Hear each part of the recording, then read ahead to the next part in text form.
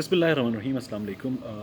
आज एक मौत हुई वफाकी दारुल हुकूमत इस्लामाबाद में, और ये इसलिए अहम है कि ये वज़ीर आज़म हाउस के सामने हुई। इस मौत के बाद जो हमारे यहाँ तरीक़ा होता है वही तरीक़ा इख्तियार किया गया, और सोशल मीडिया पर, ख़ास तौर पर ट्विटर पर, फ़ेसबुक पर ये कहा गया कि वज़ीर आज़म इमरान ख़ान जो हैं वो और हुकूमत इस मौत की ज़िम्मेदार है, और ये शख्स जो है ये पीटीआई का वोटर था।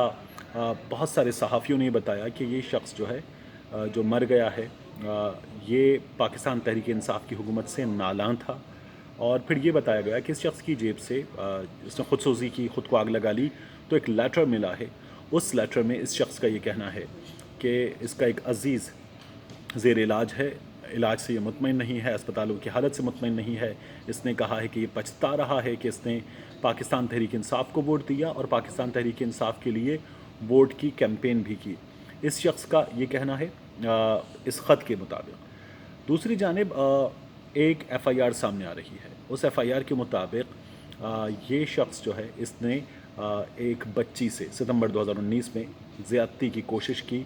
जो एफ़आईआर सामने आ रही है उस एफ़आईआर के मुताबिक इस शख्स ने मदरसे में पढ़ने वाली बच्ची को, जब वो इस्तिंजा के लिए गई, वहाँ पर अपनी हवस का निशाना बनाने की कोशिश की, और उसके बाद उस बच्ची की माँ ने जो एफ़आईआर दर्ज करवाई उसके मुताबिक इस बच्ची को उसने दूसरी बार भी अपनी हवस का निशाना बनाने की कोशिश की। अपर देवल में गाँव में ये फिर नज़र आया।